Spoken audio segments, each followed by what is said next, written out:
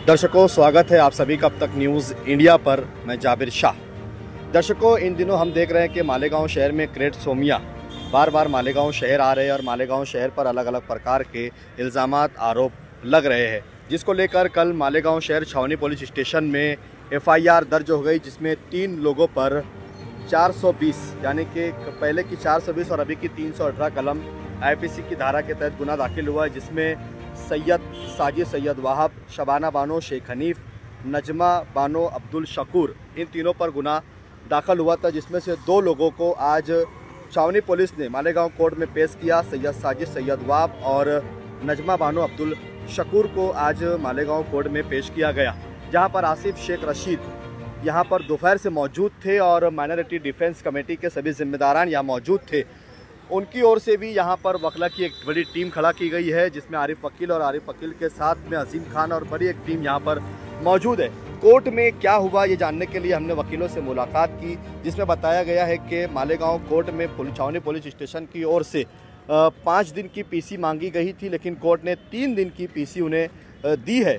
आरिफ वकील से हमने मुलाकात कर जानने की कोशिश की। उन्होंने कहा कि ये FIR पूरी तरीके से दबाव और प्रेशर में बनाई गई है, पॉलिटिकल प्रेशर पुलिस डिपार्टमेंट और सरकारी कर्मचारियों पर लाया गया है। आइए पूरी जानकारी जानने के लिए हम मुलाकात करते हैं एडवोकेट आरिफ वकील से, और उसी के साथ आसिफ शेख रशीद ने भी यहाँ पर पत्रकारों से बातचीत करते हुए बहुत सारे खुलासे किए। उन्होंने कहा कि हम मुंबई जाएंगे, मुख्यमंत्री उप मुख्यमंत्री से मुलाकात करेंगे, 7 तारीख को मालेगांव शहर में एक आंदोलन होगा और शहर देख रहा है कि कौन आवाज़ उठा रहा है, और जिनको आवाज़ उठानी थी वो खामोश बैठे तमाशा ही बने हुए हैं और इस शहर में हो रहे अन्याय, जुल्म और अत्याचार के खिलाफ आवाज़ नहीं उठा रहे, लेकिन हम आवाज़ उठाएंगे। आइए सुनते हैं आरिफ वकील और आसिफ शेख रशीद को। छावनी पुलिस स्टेशन इन्होंने ये ऑफेंस 3 लोगों के खिलाफ में BSN सेक्शन 318, 4, 336, 340 2 के तहत दाखिल किया हुआ है। पुलिस का ऐसा कहना है कि इस मामले में किरीट सोमैया नाम के डॉक्टर किरीट सोमैया नाम के एक पॉलिटिकल लीडर ने कुछ धान्य वितरण अधिकारी की तरफ चौकसी करके और छावनी पुलिस स्टेशन में अपने तहसीलदार विशाल नागराज सोनोने इनके तहत ये फिरियाद दिया हुआ है कि कुछ लोगों ने, उसमें 3 आरोपी भी हैं, इन्होंने अपना जन्म का प्रमाण पत्र बनाते हुए कुछ बोगस और बनावट डॉक्यूमेंट हाजिर करके और वो डॉक्यूमेंट का कुछ गैर इस्तेमाल करे, ऐसा इनका बोलना है। आज ये इसमें से 2 लोगों को पुलिस ने अरेस्ट की हुई है, एक साजिद और दूसरी नजमा। अरेस्ट करने के बाद में पुलिस ने कोर्ट के सामने ऐसा बताया कि भाई ये लोगों के पास हमको तपास ये करना है कि इन्होंने वो बोगस डॉक्यूमेंट किस तरीके से बनाए, उसका कहाँ इस्तेमाल किए, और बाकी की कस्टडी के लिए जो है बाकी की जो भी चौकसी है वो चौकसी के लिए इनकी कस्टडी की पुलिस को जरूरत है, ऐसा पुलिस ने बताई। हमने डिफेंस में इसके इस तरीके से लिए कि भाई ये मामले के अंदर अगर FIR अगर कोई पढ़ता है अच्छे तरीके से गौर से, उसके बाद ऐसे समझ में आती कि ये पुलिस ने बिल्कुल पॉलिटिकल प्रेशर में आके ये कार्रवाई की हुई है और ये फिरियाद ही बोगस है। उसकी वजह इसी के सबसे पहले अगर जन्म दाखिला अगर आप लेने जाते तो कोई भी डॉक्यूमेंट अगर आप दाखिल करते तो उसकी स्क्रूटनी करने का काम तहसीलदार का ही है। जब तक तहसीलदार उसने दाखिल किए हुए डॉक्यूमेंट स्क्रूटनी करेगा नहीं, जब तक उसको वेरीफाई करेगा नहीं, जब तक वो जन्म प्रमाण पत्र जो है वो इश्यू नहीं करेगा। अब इसके अंदर हालात ऐसे हैं कि ये 4/12/2024 को इस तरीके के FIR के मुताबिक जन्म दाखिले बने हुए हैं, जन्म दाखिले बन के जिसके उसके जो भी कैंडिडेट थे उनको दिए गए, वो देने के बाद में पुलिस की नजर में ये बात आती है तो ये सरासर गलत है, क्योंकि जो जन्म प्रमाण पत्र बने हुए हैं ऑलरेडी उसकी स्क्रूटनी इसमें के फिरियादी तहसीलदार ने ही की हुई है और वो स्क्रूटनी करने के बाद ही जन्म प्रमाण पत्र जो है तो वो इशू किए हैं। तो इसलिए मैंने पुलिस कस्टडी के लिए स्ट्रांग ऑब्जेक्शन लिया और कोर्ट को बोला कि इस तरीके की इस बोगस और बनावट जो FIR यहाँ पर तहसीलदार ने छावनी पुलिस स्टेशन में दाखिल की है उसके ऊपर कोई भी पुलिस कस्टडी की जरूरत नहीं। जो भी डॉक्यूमेंट इस ताल्लुक से है वो सब तहसील कचेरी, FDO ऑफिस और म्यूनिसिपालिटी है और सरकारी ऑफिस है जो भी है वहां पर सब ये डॉक्यूमेंट अवेलेबल है। इसके लिए इनकी कस्टडी लेकर वो डॉक्यूमेंट जब्त करना है ऐसा बोलना मुनासिब नहीं रहेगा। तो पुलिस को डॉक्यूमेंट जो है तो सरकारी ऑफिस से कलेक्ट करवा सकते हैं। ये मामले के अंदर फिर हम लोग हाजिर होके इसमें डिफेंस में हमने बहुत सारी बातें जो है तो रखी हुई है। इस मामले में हमको सबसे ज़्यादा सहयोग जो है तो माजी आमदार साहब शेख आसिफ, मुस्तकिम डिग्निटी और शान हिंद मैडम, ये सब लोगों का बहुत ही सहयोग इसमें हमको मिला है और कोऑपरेशन मिला हुआ है। उसके अलावा हम लोग आगे भी इस मामले के अंदर एडवोकेट अजीम खान, एडवोकेट तौसीफ और मेरे सभी जूनियर और बहुत सारे मालेगांव कोर्ट के जूनियर भी इसमें शामिल होके, जूनियर और सीनियर सभी शामिल होके इसको किस तरीके से डिफेंस करते आएंगे इसकी तैयारी में हम लोग लगे हुए हैं। वकील साहब, ये जो केस दाखिल हुआ है 400 BC यानी कि 318, हाँ, क्या ये इतनी हार्ड कलम है कि जिसमें पुलिस 5 दिन की PC मांग रही है? नॉन अवेलेबल है, इसके लिए पुलिस को इसमें पुलिस कस्टडी मांगने का अधिकार है। 5 दिन की? हाँ, मांगने का अधिकार है। सर, इसमें आपने किरीट सोमैया का नाम लिया जी, तो क्या इसमें कहीं पे FIR में या आपको जो पेपर सबमिट किया इसमें SIT का जिक्र कहीं किया गया है?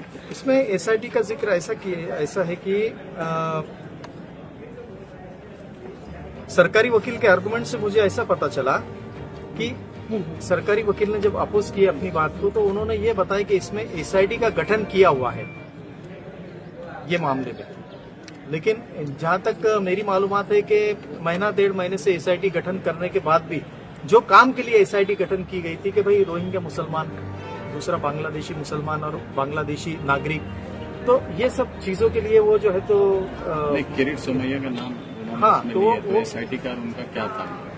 ये SIT गठन करने के अंदर शायद मुझे ऐसा लगता है कि किरीट सोमैया जो है तो उसके उनके बोलने के ऊपर ये गठन किया गया हुआ है। सीधा सीधा राजनीति पॉलिटिकल मामला है ये तो FIR देखते ही पता चल रहा था, क्योंकि पॉलिटिकल मामले के अंदर अगर FIR में शुरू में ये बोलते हैं कि किरीट सोमैया इनकी तरफ से ही तकरारी आ जाया, ऐसा FIR के अंदर चौथी लाइन से ही समझ में आ रहा है। तो सभी पॉलिटिकल ये यहाँ की पुलिस पार्टी और जो भी गवर्नमेंट ऑफिसर्स है वो पॉलिटिकल प्रेशर में ही काम कर रहे और ये फॉल्स ऑफेंस जो है वो रजिस्टर किया गया है, ऐसा मैं कोर्ट को बताया। और जहां तक है कि इसका इन्वेस्टिगेशन अभी 4 दिन की पुलिस कस्टडी मिलने के बाद में आगे भी होने वाला है। पुलिस क्या लाती है प्रोग्रेस में वो हम सबको देखना है।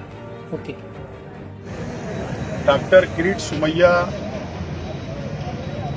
मालेगांव शहर को टारगेट करने का काम आज से नहीं कई महीनों से कर रहे हैं और मालेगांव शहर को बदनाम करने का काम कर रहे हैं और खुसूसी तौर पर एक समाज को, एक कौम को बदनाम करने का काम कर रहे हैं। और रोहिंग्या और बांग्लादेशी मुसलमान मालेगांव शहर के अंदर रहते हैं और बनावटी डुप्लीकेट पेपर तैयार करके यहाँ रहते हैं, इस तरीके का इल्जाम वो हमेशा लगाते आए हैं।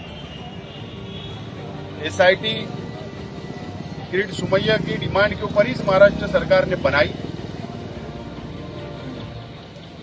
SIT अपना काम कर रही है, लेकिन हम लोगों ने मालेगांव शहर के लेवल पर माइनॉरिटी डिफेंस कमेटी की बुनियाद हमने रखी। उसमें Samajwadi party, Indian secular party, communist party और अलग अलग जिम्मेदारान को लेकर हमने एक प्लेटफॉर्म तैयार किया और उसी वक्त हमने इस बात का ऐलान किया था कि हम लोग किरीट सोमैया जो बदनामी कर रहा है शहर की, उसको जवाब देंगे। हम रास्ते के ऊपर भी तहरीक चलाएंगे जो संविधान ने हमको हक दिया है। और हमने जो प्रेस कॉन्फ्रेंस पहली ली थी उसमें भी हम लोगों ने साफ तौर पर इस बात का ऐलान किया था कि एडवोकेट अजीम खान, एडवोकेट आरिफ शेख, एडवोकेट तौसीफ और बहुत सारे हमारे एडवोकेट जो है उनका हम एक पैनल तैयार करके कानूनी लड़ाई भी हम लोग लड़ेंगे। और कल जैसे ही हमको पता चला कि सैयद साजिद और नजमा बानो को पुलिस ने अरेस्ट किया, हमको जैसे ही खबर लगी हम खुद पुलिस स्टेशन आए, माइनॉरिटी कमेटी के तमाम जिम्मेदारान, और हमने वहां पर बातचीत की जब तक वो अटक उन्होंने बता दी थी। अरेस्ट वो लोग कर चुके थे और इसीलिए आज कानूनी लड़ाई लड़ने की अब बारी आई है। इसलिए आज एडवोकेट आरिफ साहब ने आज आर्गूमेंट किया है और इस देश के अंदर संविधान को हम मानने वाले हैं और जो कोर्ट फैसला देगा, जो इंसाफ देगा, हमको कबूल होगा। और इसके लिए इंसाफ मांगने के लिए अब हमारी कानूनी लड़ाई भी हमारी डिफेंस कमेटी की शुरू हो चुकी है।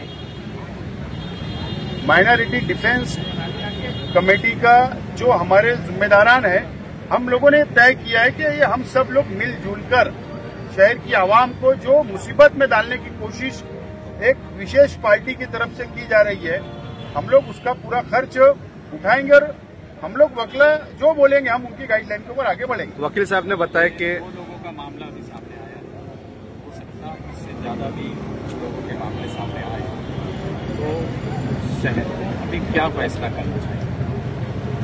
नहीं, अब कमेटी तो है, काम करेगी, शहर के दूसरे शहरियों का क्या? नहीं, मालेगांव शहर की आवाम से मेरी अपील है कि कोई घबराने की जरूरत नहीं है। जो लोग हमको बदनाम करना चाहते हैं मालेगांव शहर की आवाम को, तो हम लोगों से उन लोगों से डरने की कोई जरूरत नहीं है। अगर पुलिस डिपार्टमेंट अगर किसी घर तक पहुंचती है या किसी के ऊपर कानूनी कार्रवाई करती है, तो हम जैसे लोग, कमेटी के लोग, हम कानूनी लड़ाई लड़ने के लिए बिल्कुल हम तैयार हैं। मैं शहर के आवाम से बोलूंगा, इत्मीनान से रहो, अपने कामकाज में लगे रहो। हम लोग लड़ाई लड़ने के लिए बिल्कुल तैयार है और हम लोग आखिरी तक लड़ाई लड़ेंगे।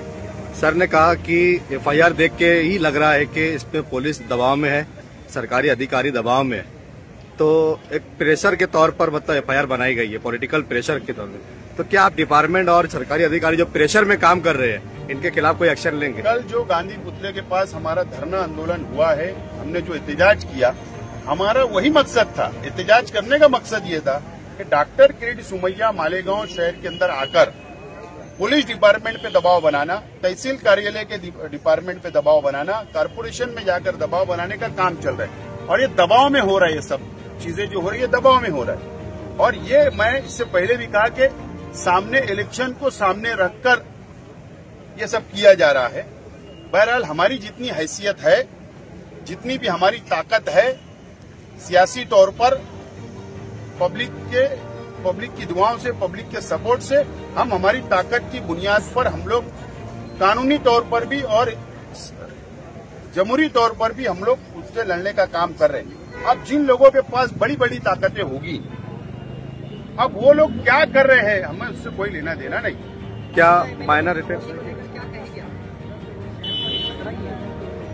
ऐसा है कि ये शहर की आवाम ने अब सवाल करना चाहिए। हम लोग जब सवाल करेंगे तो फिर उसके अंदर सियासत हावी हो जाएंगी। बहरहाल ये शहर देख रहा है और शहर समझ रहा है। बहरहाल ये लड़ाई हमको शहर को बचाने के लिए करना है और हम लोग शहर को बचाने के लिए निकल चुके हैं। और हम सिर्फ मुसलमानों की बात नहीं कर रहे, बल्कि मालेगांव शहर, मालेगांव ताल्लुके हिंदू, मुस्लिम, सिख, ईसाई जो ये शहर के अंदर एक साथ रहते हैं, तालमेल से रहते हैं, भाईचारा से रहते हैं, जो शहर को बदनाम करने की कोशिश कर रहे हैं, तो पूरा शहर बदनाम हो रहा है।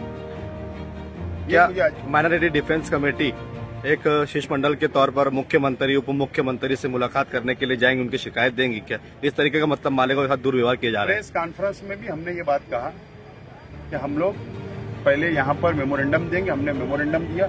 हमने कहा था कि हम लोग यहाँ पर धरना आंदोलन देंगे। 6 फरवरी तक हमने टाइम दिया है। 7 तारीख को हमारा धरना आंदोलन होगा। उसके बाद हम लोग मुंबई जाएंगे। अभी मुस्तकिम डिग्निटी साहब से मेरी बातचीत हुई फोन पर।